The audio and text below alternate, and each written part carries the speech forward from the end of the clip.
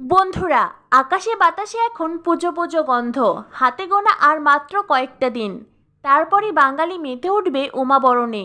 কিন্তু সেই উদযাপনের আগেই জলসা পরিবার মাতল সেলিব্রেশনে।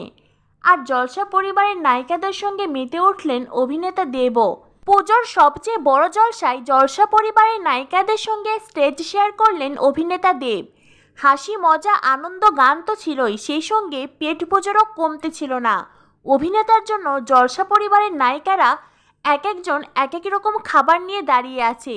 আর সেখানেই দেখা গেল আমাদের পূজারিনী খিচুড়ি হাতে দাঁড়িয়ে আছে, অন্যদিকে আমাদের সুধার হাতে শরবতের গ্লাস।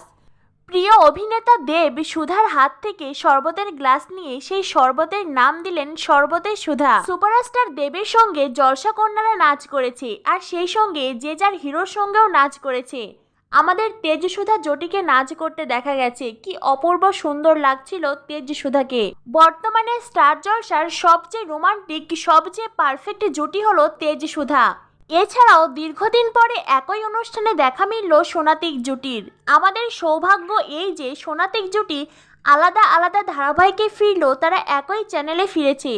তাই হয়তো চ্যানেলের এমন একটা অনুষ্ঠানে একসঙ্গে আমরা সোনাতিককে দেখতে পেলাম। তো বন্ধুরা, পুজোর সবচাইতে বড় জলসায় আমাদের প্রিয় মানুষগুলোকে এমন নতুন সাজ পোশাকে দেখে তোমাদের কেমন লাগলো অবশ্যই কমেন্ট করে জানিয়ে দিও।